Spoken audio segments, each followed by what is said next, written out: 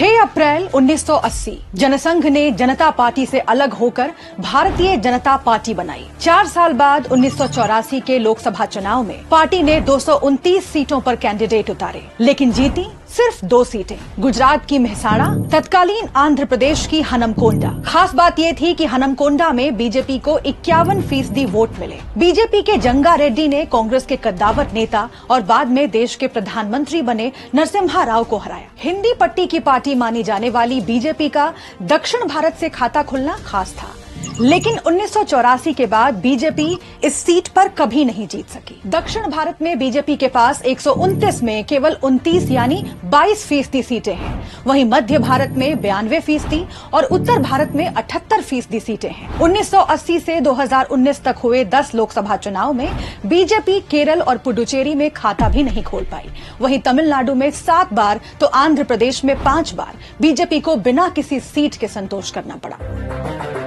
जनसंघ के जमाने से दक्षिण भारत में पैठ बनाने में जुटी बीजेपी अब तक क्यों कामयाब नहीं हो पाई है?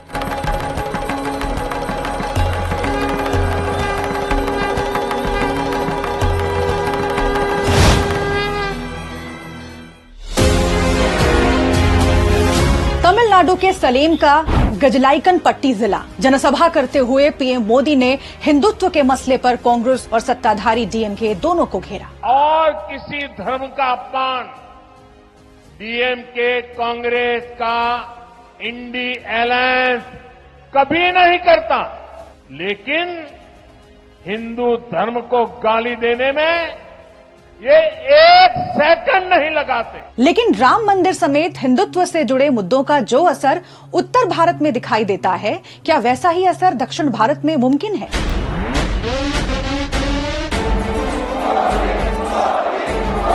ये जानने के लिए टीम पीएम मोदी की रैली के 1 हफ्ते बाद सलेम शहर से 13 किलोमीटर दूर गजलाईकन पट्टी इलाके में पहुंची। यहाँ हमारी मुलाकात कंस्ट्रक्शन का काम करने वाले 55 साल के शक्तिवेलु से हुई। बीजेपी के पास राम मंदिर, हिंदू मुस्लिम और गौहत्या के अलावा क्या मुद्दा है? कुछ नहीं। पीएम को लगता है कि वो बाहर से यहाँ आएंगे और हिंदुत्व पर भाषण देकर चले जाएंगे। हम तमिल हैं, हम भावनाओं में आकर वोट नहीं करते। इन सेंटिमेंट्स के बीच बीजेपी की कोशिश तमिलनाडु समेत पूरे दक्षिण भारत में खुद को मजबूत करने की है।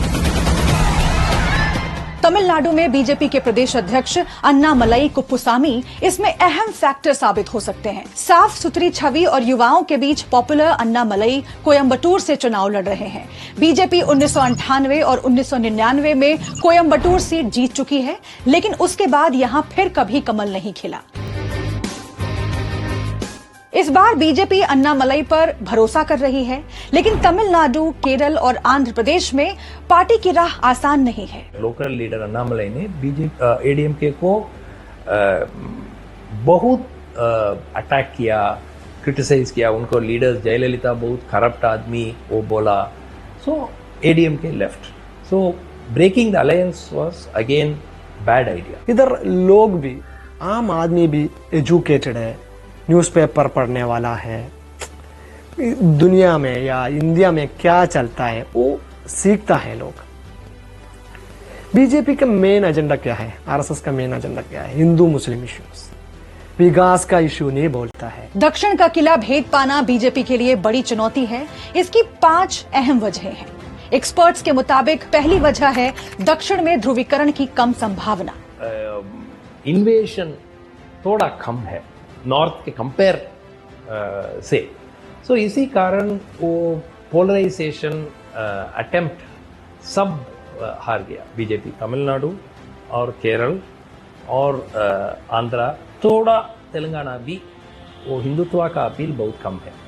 सो इस कारण से वो राम मंदिर वो बहुत बड़ा इश्यू नहीं है इधर। बीजेपी की दूसरी मुश्किल है कि इसे हिंदी पट्टी की पार्टी माना जाता है, यानी दक्षिण की भाषा और कल्चर बीजेपी के लिए फिट नहीं है। बीजेपी को एक ब्राह्मण पार्टी, एक हिंदीवादी पार्टी, वो प्रोपेगेंडा 20 साल 30 साल से है तमिलनाडु में। सो इसी कारण में बीजेपी का वोट शेयर ज्यादा इंक्रीज नहीं हो। बहुत नेगेटिव सेंटिमेंट हुआ बीजेपी। भाषा और कल्चर का ये गैप दक्षिण में बीजेपी के लिए एक और चुनौती पैदा करता है और वो है बीजेपी पर बाहरी पार्टी का तमगा। यही वजह है कि कई बार केंद्र सरकार पर दक्षिण के राज्यों के साथ सौतेला व्यवहार करने के आरोप लगते हैं। पिछले साल तमिलनाडु में फ्लड्स हुआ, दक्षिण डिस्ट्रिक्ट तिरुनेलवेली तूतुकुड़ी में बहुत नुकसान हुआ। 10 दिन घर के बाहर भी लोग नहीं आए, प्रधानमंत्री नहीं आया, सर्वे के लिए नहीं आया और पैसा भी, वो सेंट्रल एड भी वो ज्यादा नहीं दिया। उत्तर के राज्यों से अलग साउथ के राज्यों में बीजेपी के सामने एक और प्रैक्टिकल चैलेंज है। दक्षिण में बीजेपी के पास कोई बड़ा चेहरा नहीं है, तो वो एक ही लीडर स्टाइल हर राज्य में उस लीडर का फोटो है और उस लीडर का पॉपुलैरिटी में हम जीतेंगे, वो अभी बदल गया साउथ में। तो तमिलनाडु में बीजेपी का मास लीडर नहीं है, केरला में बीजेपी को मास लीडर नहीं है, लेकिन कर्नाटका में येडियुरप्पा एक मास लीडर है।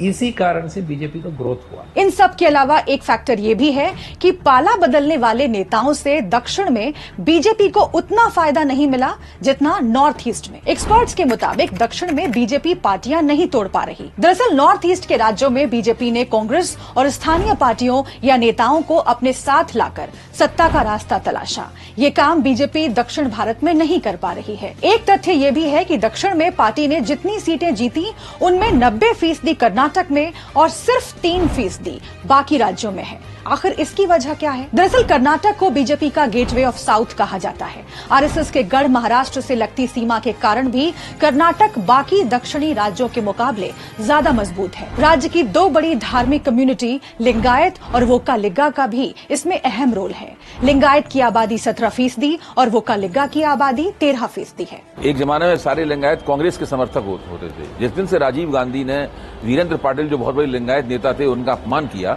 उसके बाद से लिंगायतों ने कांग्रेस का समर्थन करना बंद कर दिया। वो एक पार्टी की तलाश में थे जो ना भारतीय जनता पार्टी के रूप में मिली। बीजेपी के लिए अच्छा संकेत ये है कि पिछले 10 सालों में दक्षिण भारत में पार्टी का वोट शेयर 6% बढ़ा है। इसे और बेहतर करने के लिए मोदी के पास 5 बड़े प्लान हैं।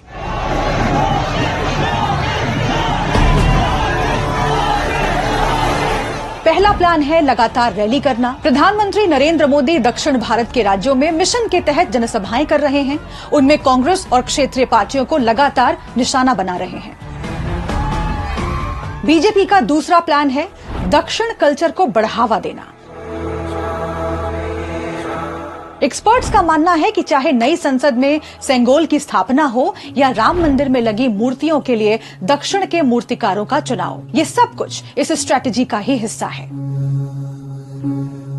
दक्षिण के राज्यों से जुड़ाव बढ़ाने का तीसरा प्लान है काशी तमिल संगमम जैसे आयोजन करना। काशी तमिल संगमम के जरिए सरकार की कोशिश उत्तर और दक्षिण की संस्कृति, साहित्य और खान पान के बीच जुड़ाव पैदा करना है। इसमें दोनों रीजन के कलाकार और विशेषज्ञ शामिल होते हैं। चौथा प्लान है राज्यसभा के जरिए दक्षिण को साधने की कोशिश। फिलहाल राज्यसभा में दक्षिण भारत से बीजेपी के कोटे से 8 सांसद हैं। इनमें कुछ बड़ी हस्तियां शामिल हैं। केंद्र सरकार ने बीते कुछ सालों में दक्षिण की अहम हस्तियों को सम्मानित किया है। इसे बीजेपी के मिशन दक्षिण का 5वां प्लान माना जा सकता है। इस साल जिन 5 हस्तियों को भारत रत्न दिया गया उनमें पूर्व पीएम नरसिम्हा राव और वैज्ञानिक एमएस स्वामीनाथन भी शामिल हैं। नरसिम्हा राव तेलंगाना और एमएस स्वामीनाथन तमिलनाडु के रहने वाले थे। बीजेपी के ये प्लान इस बार दक्षिण में क्या कमाल दिखा पाते हैं, ये चुनाव नतीजे ही बताएंगे।